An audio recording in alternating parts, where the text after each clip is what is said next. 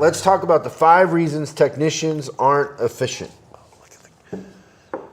Number 5 1. reasons. I know the first one. Okay. Smoking and vaping. Just going to say it. No, the first one is the parts department. The parts department. Why are you throwing the parts department under the bus already? That's always what the techs say. Well, yeah, if there's a long line out of parts, it's always parts fault. It is always. I've never gone into a shop where they didn't say that it was the parts department. Look at the color of that. Holy cow. That's beautiful. For our listening audience, I just poured some tequila into the new glass. We can't smoke cigars here in this. Next time. Yeah, so I'm gonna go with smoking and vaping. Smoking and vaping is number 1. And, okay. Yep. What is the number 2 reason technicians aren't efficient? Sexting. Sexting? No, I mean texting. I'm sorry. Technicians are sexting? Yeah, probably. What kind of technicians do you have in your shop? No, this isn't my shop. This is a survey of all technicians all across North America, Canada. That they're included. sexting? Yes. Like they're sending pictures of their family jewels? To the cashier or whoever. Now, HR department, you got to pay attention to this because that could definitely get you guys in some hot water. So that's not number 2. Number 2 is it's the parts department. It's the parts department. Awesome. Okay, what's number 3? Number 3 is the parts department. He really has the parts department written down as number 3 right now, so that is actually funny. Have you ever gone into a shop where they didn't say it was the parts department? No, well, hold on. Let's just pause here real quick. So 2 sides of the coin. Dealership world, yes, the parts department can slow down production immensely. If a technician has to go, let's say a tech's working on 4 repair orders a day, and he's standing in line for parts 10 minutes a day. How many minutes is that? Say that again? I was just drinking tequila. I didn't know I was taking I'll give you the answer. I didn't know I was taking the SATs. 4 repair orders a day, 10 minutes at the part counter. 40 minutes. Is 40 minutes. Okay, that's a lot of money that you're wasting. It is. So that's no reason why some technicians can't hit the magical 100% on efficiency or productivity. Now, in the independent world, the service advisor is the parts department. So the challenge is if you mess up an order and you have a car on the rack and you don't have a part and now your technician has to stop, that costs the shop a lot of money. So you've got to make sure parts arrive on time and that the parts are actually there.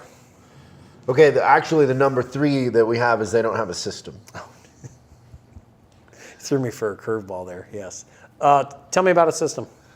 The really good technicians that flag a lot of hours have a system for how they pull in the cars, how they inspect the cars, how they handle parts, how they get another car going. Like the really good ones will have 2 cars going, they'll have one underneath the other car, but they have a system. They're consistent in their system that they inspect every car the same every time. They don't take shortcuts.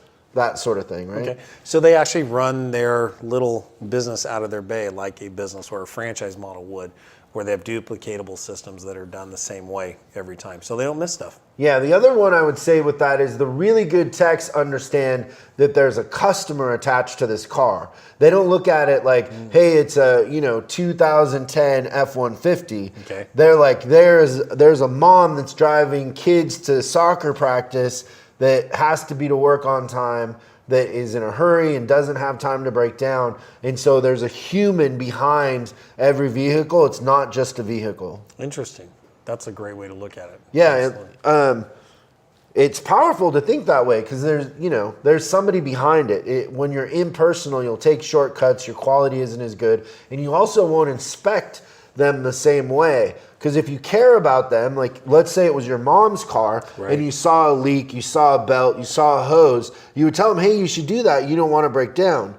But instead we prejudge, we get in a hurry, we take shortcuts. We don't want to do the hose, so we won't recommend it because it's in a spot we don't want to do. Absolutely. And remember, our repairs can become like a time machine, right? Because it's much easier to take care of things while there's smaller problems in the shop rather than out on the road as a breakdown. So humanizing it is absolutely key. And then with the system too, cleaning up after you work, right? Like I'm not a good technician, and I have a cart with tools in it and I just throw everything in the top. And then our new technician, Levi, has done just an amazing job. First week he came in. Shout out Levi. Shout out Levi, there we go, yep.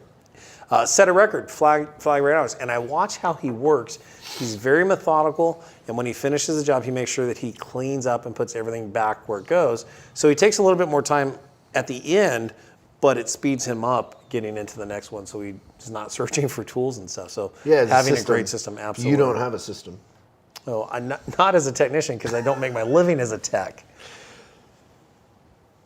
Number 4. Number 4. That The was parts number 3? department. Number 4 is I have failed that they test. don't understand what the advisors are doing. Okay. They don't work with the advisors. So there's no team effort there? Yeah, well, they just don't understand what process the advisors are going through. They just assume that the advisors don't know how to get descriptions. They don't communicate with them. They don't spend time with them. Yeah. They don't understand that it's a law of averages, that if you inspect 10 vehicles, you're going to sell like 30%. So what you're telling me that some technicians will base their recommendations off of what a service advisor sells or doesn't sell? So part of that as well? Yeah, so they prejudge. They prejudge based off of the advisor. Okay. Now, the number 5 reason why technicians aren't efficient. I know the answer. Parts department. No, the number 5, this was yours and it's really, really good.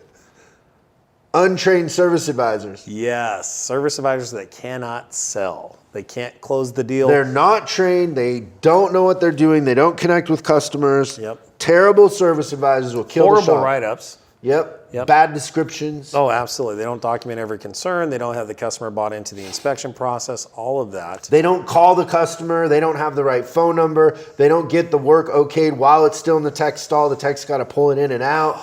That's right? painful. Because they didn't get the right number. They didn't communicate. All of that. And then when they do call them, they don't know how to sell the work. Like, it always blows me away when you go into a service department, you go through repair orders and customers decline brakes.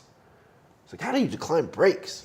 You're going to go get them done somewhere else. I didn't come in for brakes today. But when I call on declines, most of the time the customers, I'll say like, hey, Jeremy, I see you were in here last week and we're just trying to get better. And we recommended brakes. And I was just wondering why you didn't have that taken care of while you're here. And we have a system for that too. And you know what? What's the system? The piggy bank system. You put that one in your piggy bank in the We Chris do. Collins But bank episode. you know what they say most of the time? What? They didn't tell me until I came to pick it up. Oh, that's So the advisors never called while I was still in the stall. They didn't even ask for the sale? Nope. Wow. So can I share a quick story with you? Yeah. So I had a vehicle that I took over to one of our local dealerships, and I got to be the customer and go through the sales presentation from the service advisor. And it was very painful. And so the guy, gets me on the phone, and I said, yep, go ahead. What do you got? And I had a very specific concern that I took the car in for, right? And so he goes into this thing and then glosses over my concern, and then he's telling me about this and this and this and this. And the whole time I'm sitting there, I'm thinking, if I was a customer, I'd probably hang up on you. Because there's just no flow to it. It was really like he was just reading off the repair order, just going down things. And after like 15 seconds, I totally tuned out. And then at the end of his, 5-minute presentation, I said, okay, so what's it gonna take to fix what I brought it in for? And so as an advisor, there's an art and a flow to how you present what the vehicle needs. And if you're just going off of a list and say that we found this and my technician also found this, your customers are tuning out. There's no passion there. There's no purpose behind it, rather than just telling the customer what the list is. So sometimes we have to go on the other side and be the customer to feel what they go through in the presentations as well. So untrained service advisors are definitely a reason why our technicians are not hitting their numbers or why they're unproductive. So, and there could have been a 6th one, but we decided to leave it off, and that would have been the parts department. The parts department, absolutely. Thank you so much for watching this clip of Service Drive Revolution. Now you can catch the full episode on YouTube, iTunes, or Spotify, or wherever you consume your podcast. If you have any questions, go ahead and post them in the comments below. Make sure you subscribe and hit the bell icon so you're notified when we post new episodes. I'm Chris Collins, and you can find me on Facebook and Instagram at Chris Bulldog Collins. And I'll see you again on the next episode.